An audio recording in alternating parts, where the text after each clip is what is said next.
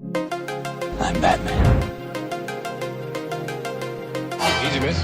I've got you. You've got me! Who's got you? Mr. McGee, don't make me angry. You wouldn't like me when I'm angry. I'm a doctor. But probably not the one you expect. I'm Captain Kirk.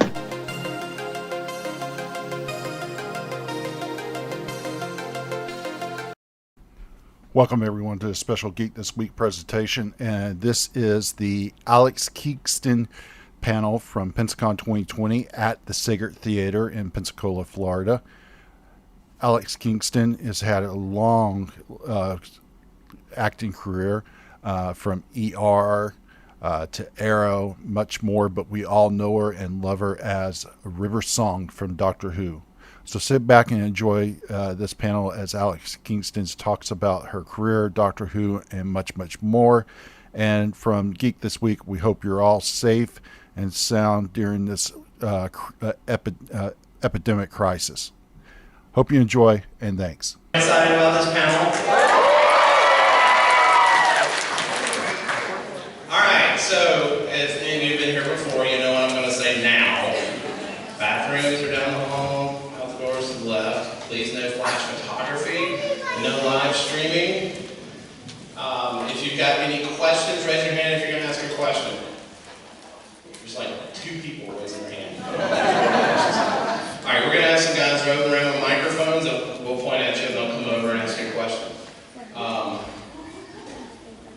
And it's going to be real interesting for you guys asking the questions too, by the way. So, without further ado, Alex Kingston.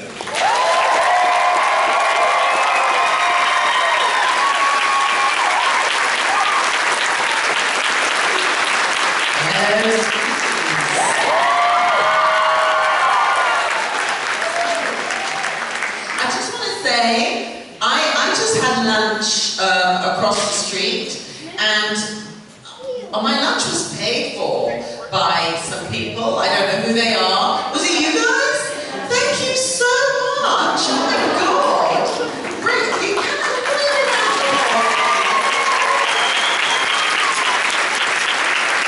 It's delicious, and I really appreciate it. You shouldn't have done it. All right, let's start. So, how are you finding Pensacola so far? Oh my God, I love it. I absolutely love it. I had no idea what to expect. I've been to Miami, I've been to Tampa, and so I kind of thought it's probably going to be a bit like that. This is such an amazing town. The history, I want to come back. I absolutely. My husband's a historian, so I'm going to bring my husband, and I want to go to the museums, and I want to sort of really understand the beginnings, and I absolutely love it, and people are very friendly, and yeah, we're having a good time. We're very glad you're here. Finally, yes, sorry. Hey, you gotta work. So, I'm not gonna get too much into Doctor Who because I know all you guys want to know that stuff. So if you haven't seen it, why not? First of all, a lot of us may have seen you as on ER. How many of you are ER fans? Okay, so we got an equals matter in here. How did you get involved with that? Well, I had done a series called Moll Flanders. Yeah. And it was a 6-part series in England, and when it was about to air in America, and they sort of called it in America like a mini-series or whatever, it aired, it was going to air on the East Coast and then on the West Coast. And so I had to come to the States to promote it. And so I was in the East Coast first of all, and then traveled to the West Coast. And basically, I was told, you want to stay for it to be aired, don't leave before it's aired because you'll probably get interest. So I did. I stayed and I, I had a couple of meetings with people, and then I was on. It was the day that I was due to leave to go back to England, and I got literally I was waiting for the car to take me to the airport, and I got a call to say the producers of ER would like to meet you. And I said, well, I'm actually on my way to the airport. And they said, well, can you stop on the way? So I was like, I guess so. And I hadn't watched ER because I was busy working in England. I was doing theatre, and I'd heard of it, but I hadn't ever seen it. So yeah, the car stopped off. I had a little chat with the producers, and I was so kind of like naive in a way. Just sort of like sat, had a chat, and then got in the car and went to the airport, got on the plane, and when I landed, my agent called and said, they want you to join the show. Is that me, really? No, it's not it. And I just assumed that's how it worked in America. That's what happened. How foolish was I? So I was extremely lucky, and I haven't been that lucky since. I tell you, with getting jobs, I've had to work for them, but yeah, so I sort of just like sailed right on into that show, and had such a good time. Did you have any idea that your character would be that popular? No, I didn't. I trained a little bit. I spent 10 days in a hospital in England, shadowing some of the ER doctors there, and was watching them doing operations and things. And so I sort of came to the States and with the knowledge that I got from England and with some storylines, and I told them what I'd seen, and I wanted to be oh gosh, now I've of course forgotten what the term is in English, but basically I wanted to be a surgeon who worked on bone, and because that was the, what is that? Yes, hello. And they said on the whole women don't do it because they're not strong enough.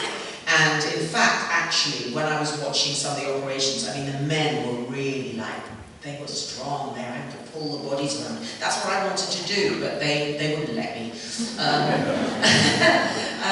But I came in with all these terms that the producer writers didn't really understand because we have different medical terms in England to the States. But I think they liked. I was given a lot of leeway being English. I think I was allowed to get away with things that some of the other actors wouldn't have been able to get away with, because people, I think, tend to think that the English are a little bit more eccentric. And we are. But oh my gosh, it was an amazing time for me on that show, really. How does it feel to now be not the only Doctor or ER cast member on Doctor Who? Well, of course, I'm still number one.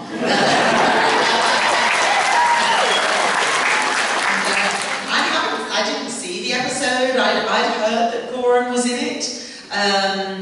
Is his hair still dark, or is he fully white now? Fully white, pretty much. But I want to watch it. I'm excited. Maybe I'll see him at some of the cons. Who knows? All right, who's got a question? Ooh, immediately hands up. All two of them. Just two. There's 3 or 4. There's nothing more. All right, you're right there on the very end. Come here. Tell me. Do you know about the Arrow before you were the mom of Laurel and Sarah? You mean, did I know it as in me, Alex, did I read The Arrow or anything? Or do you mean like, did I know I was going to get the job? Did you watch the Arrow before you got the job? No. No, I didn't. But I tell you something. The writers and producers of Arrow are big Whovians. They're massive Doctor Who fans. And in their production offices, they have posters of Doctor Who. And so I think they were really excited to get me involved, and of course also, bizarrely, there's John Barrowman is in it. And I was excited, but to be honest, I felt that they missed an opportunity, because my character, Dinah Lance, is the original Black Canary in the comic books.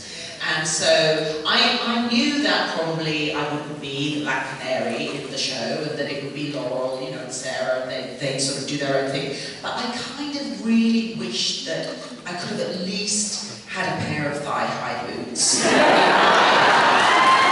my closet.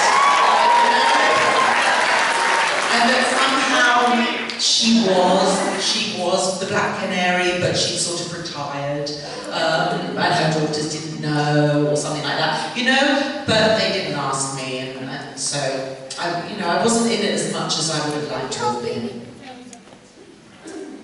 Yes, my young. Who's next? This is tough. How about you, straight ahead right there? Yes, you. Yeah. And Chris will be there in a second.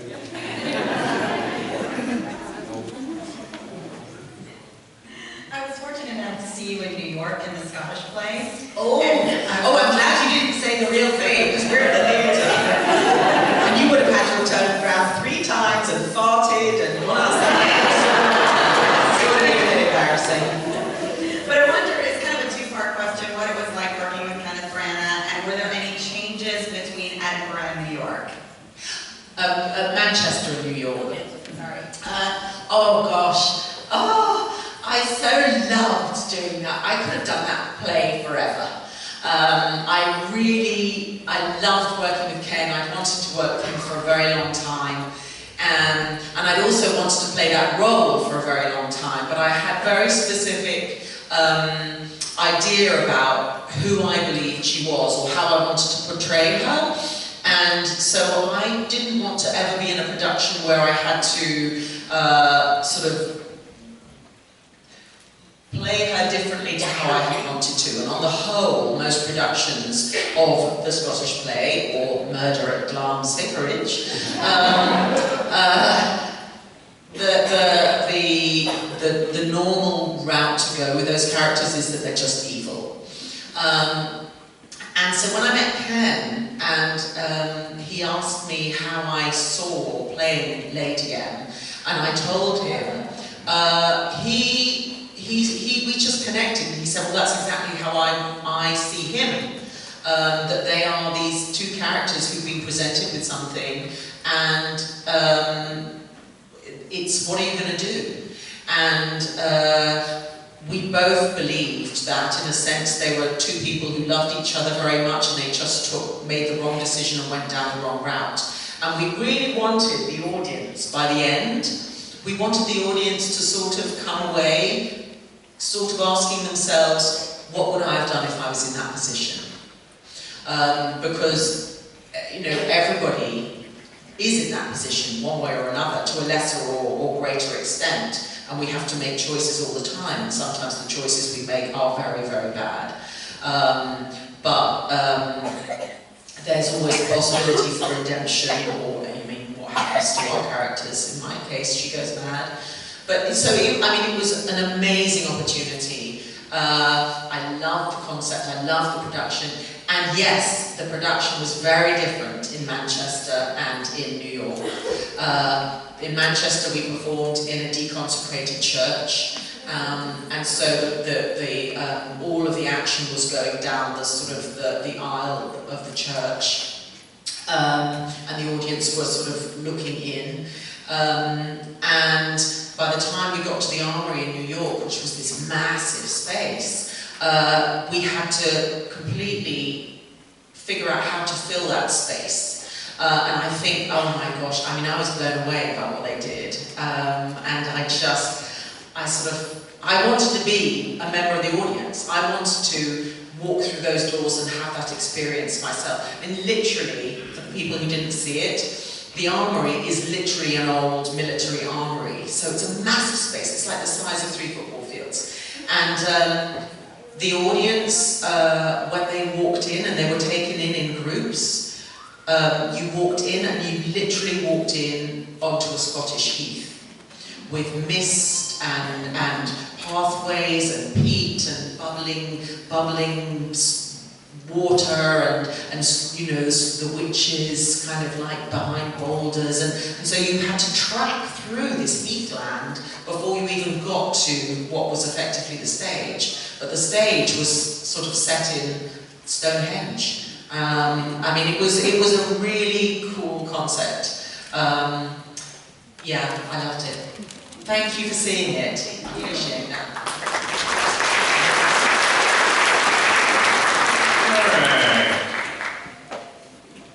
You over there, Mr. Ghostbuster.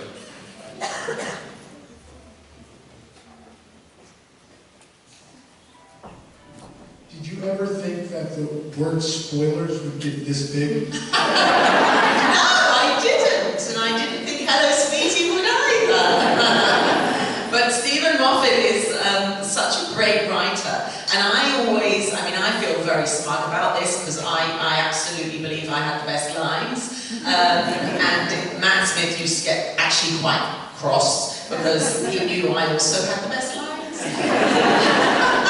So I play them for all they're worth.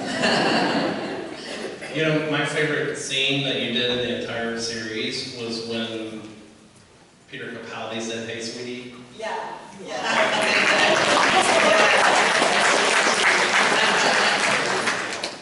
Alright. Smack dab in the middle there. Yes, you, the blue.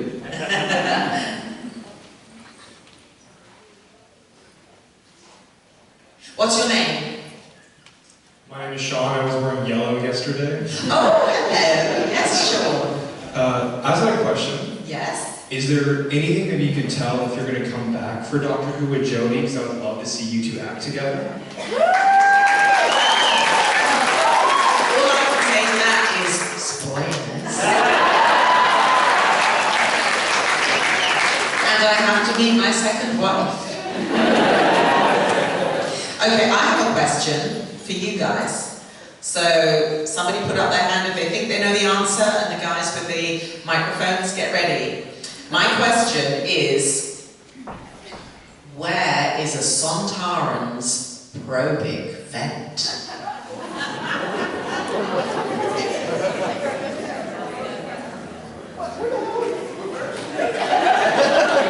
On the back of the neck. Yeah! You put a banana.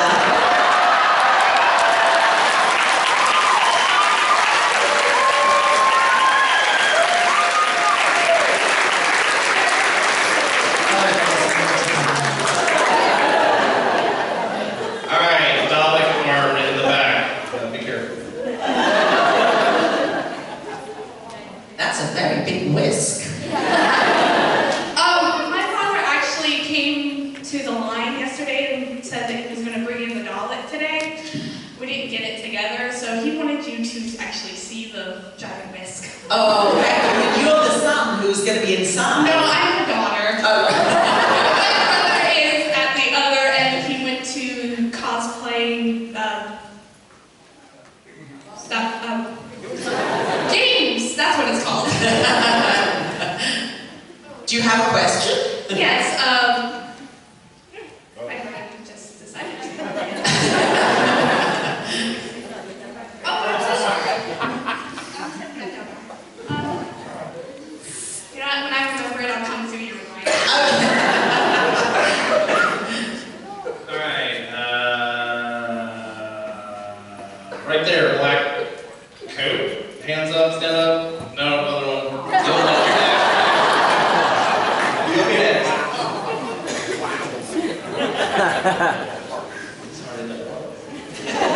Hi. I consider lunches.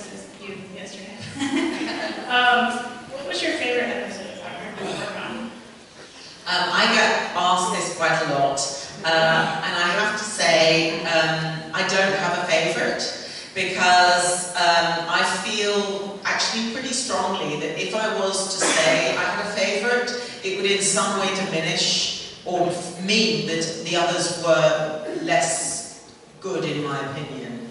And every single episode that I was in was incredible. They were all written by Stephen Moffat. Stephen wouldn't let any other writer write for River Song. And so I felt incredibly honoured that he was so protective of the character. So yeah, I mean, I really, really enjoyed all of them. I loved working on The Husbands of River Song with Peter, because that sort of, that was like almost like an old Hollywood slapstick comedy. It was kind of like, you know, Spencer Tracy, Katharine Hepburn. It sort of had that, it was just great. And so I thought that was really, really fun to do. But I mean, oh my gosh, I loved everything.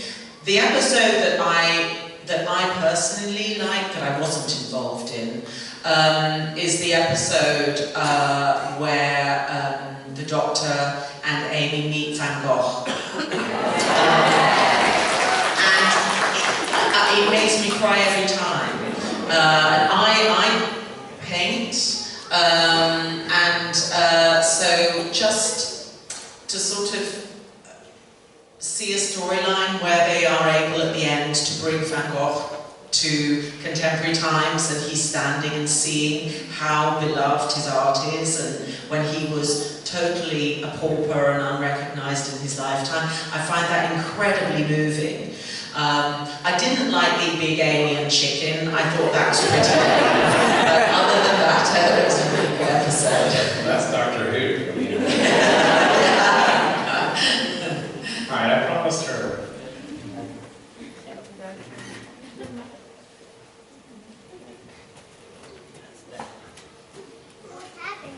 So she kind of took my question, but I can ask another one.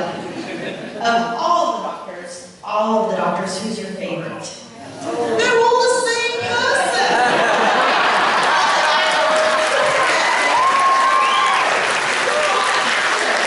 Of all the actors, well, again, I mean, because they're all there with a specific job of bringing another facet to the same spirit, the same individual, and they're all such incredible consummate professionals, apart from Matt Smith.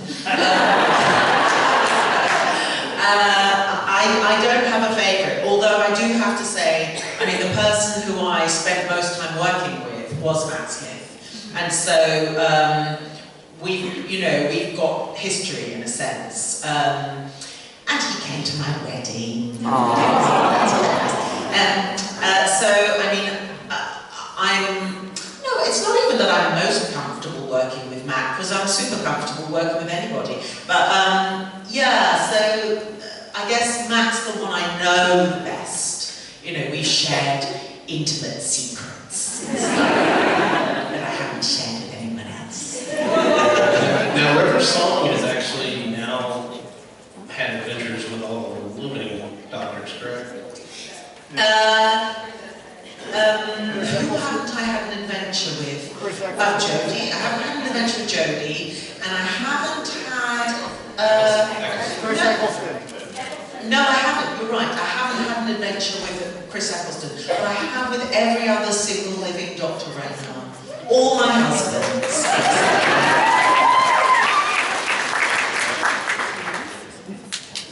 I have got my teeth out.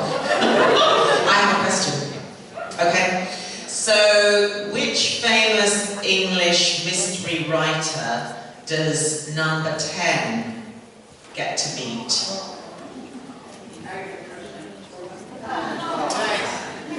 Somebody, yeah, whoever they put their hands up over there. There can't be any shouting out, you have to put your hands up. Agatha Christie. Yes.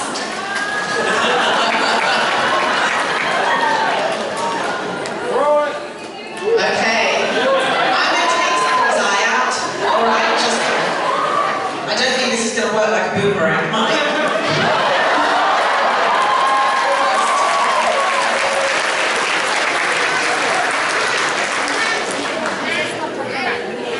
Alright,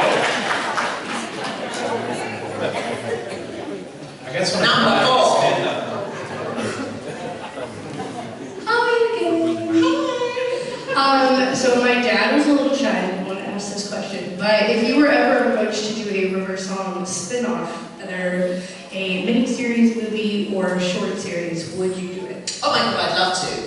Yeah, I'd love to. I don't think I'd like to do like a long commitment, because I'm actually quite happy. I really enjoyed coming in and out of the show because it meant that I could also do other things. But to have something like a sort of like a 4-part or something series, limited series every so often, I think that would be great. And I'd love to go and have an adventure with Captain Jack. In my universe, whenever you don't see River, it's because she's with Captain Jack.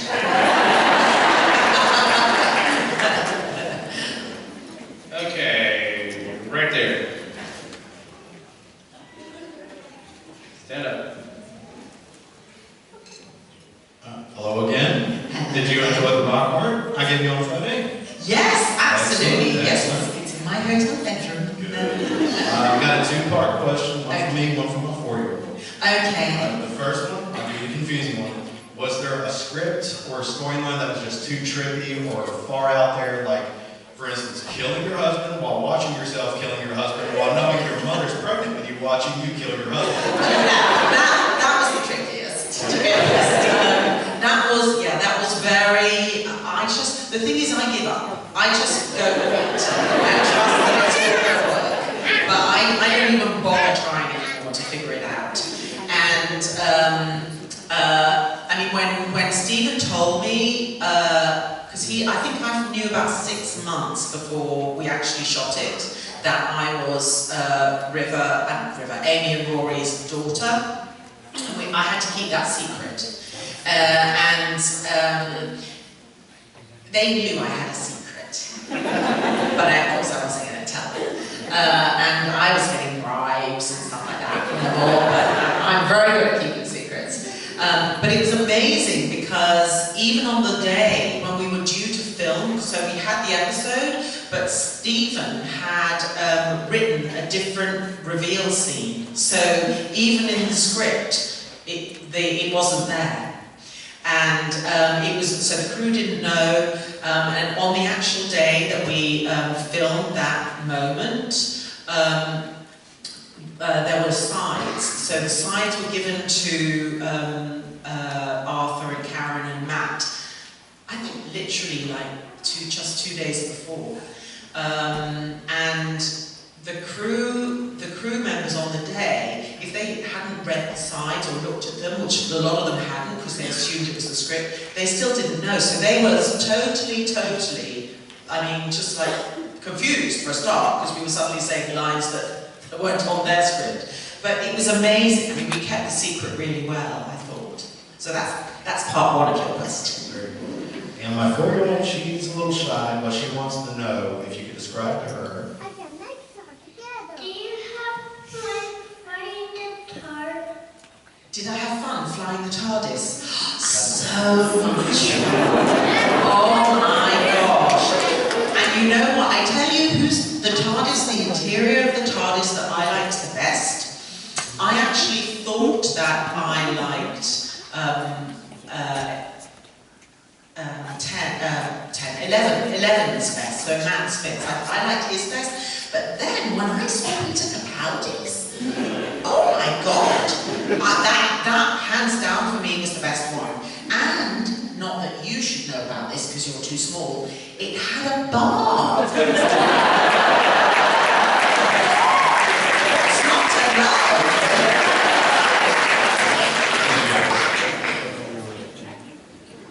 Okay, somebody in the back. I have a question. So, how do the Silurians kill their enemy stroke prey? You right in the middle there. So what do they do? Yes!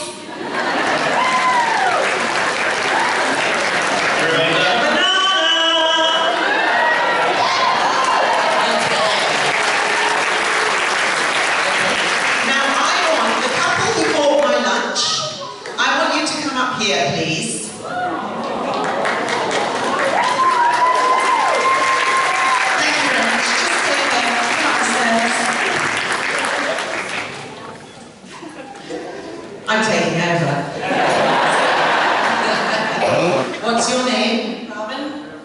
What's your name? Rob. Robin and Rob. Okay, come with me, Robin and Rob. This is your moment. Okay. Actually, I need this. Thank you very much. Are you married?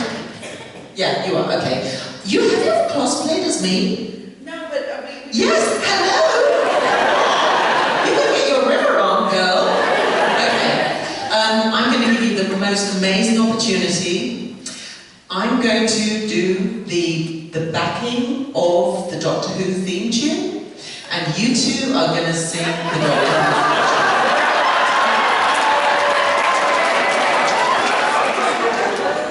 tune. You don't know it?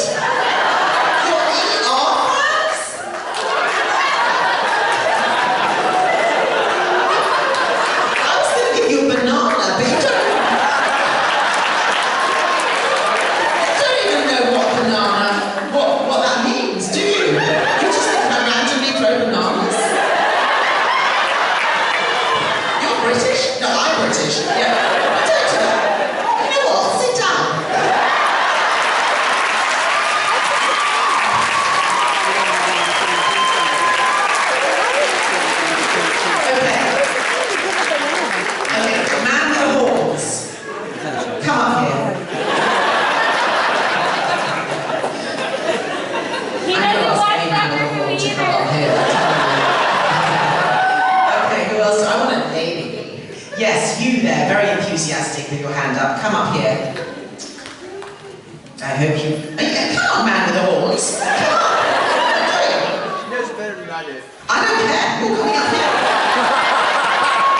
You don't know what I'm going to ask. Okay. Do we have a cosplay river in the audience? Is there a cosplay river anywhere? Oh, you are the cosplay river. Come here, you took it up. Okay, perfect. Then I just need, let me see, who else I'm going to have you. You've got a really nice smile. You're going to come up. Thank you very much. And one more, who else? Be afraid. Be very afraid. Hello, sweetie. Come on up.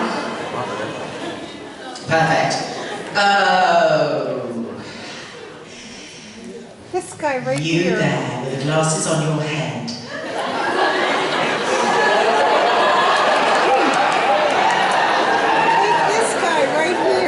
Step this way.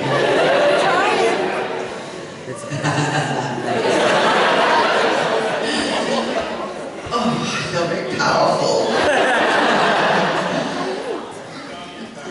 Okay. So, you all think I'm going to ask you to sing the Doctor Who theme tune, but I'm not. I'm going to get you to do your very best impression of River Song.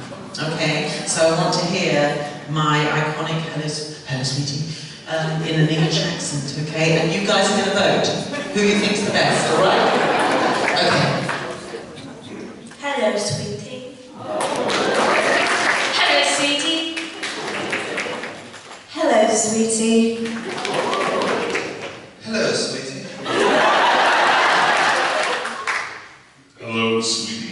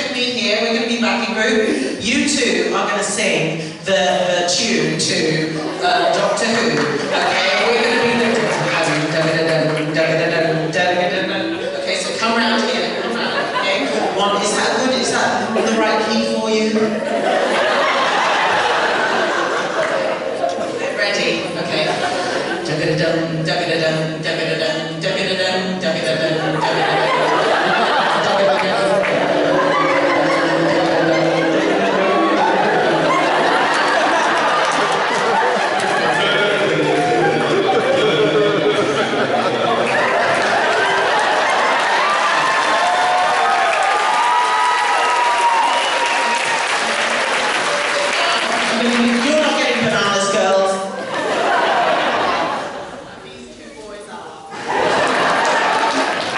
You're just getting a banana to go with your horns. And you're getting a banana because, oh my God.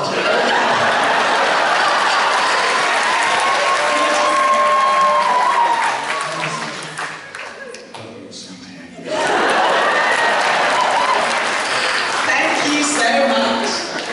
Now go.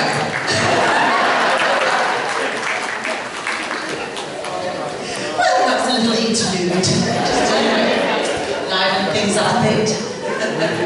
All right, we've got time for one more question. So who's going to fight it out? Over here. Come on, give me the best go. I'm going to see you there with your two hands up.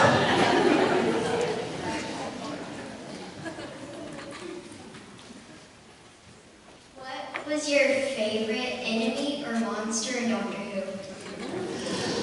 You know what? My favourite.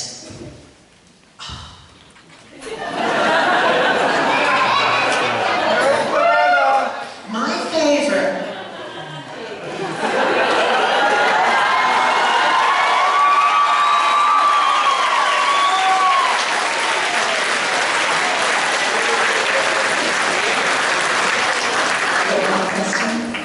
I got a question.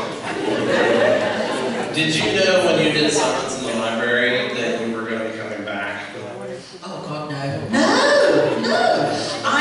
I was living in LA, and I had heard that Doctor Who had rebooted, but I hadn't seen it.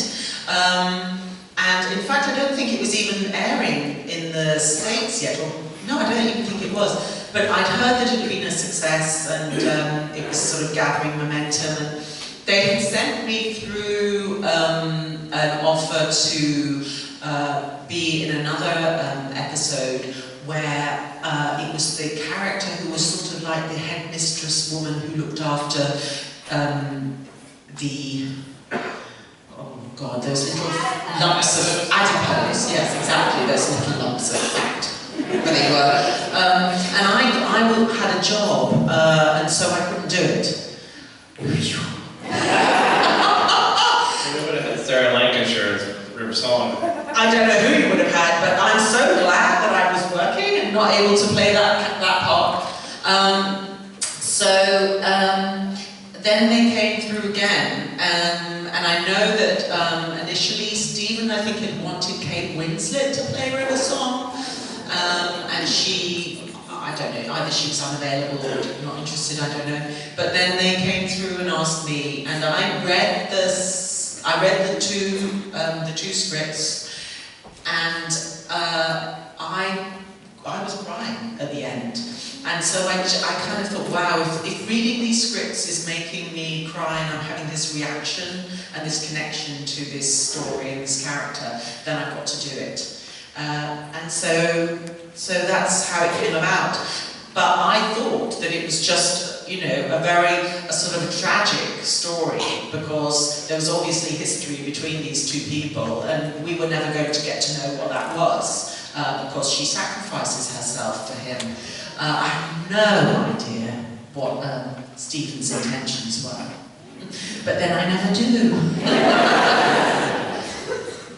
All right, everybody, let's give a big round of applause.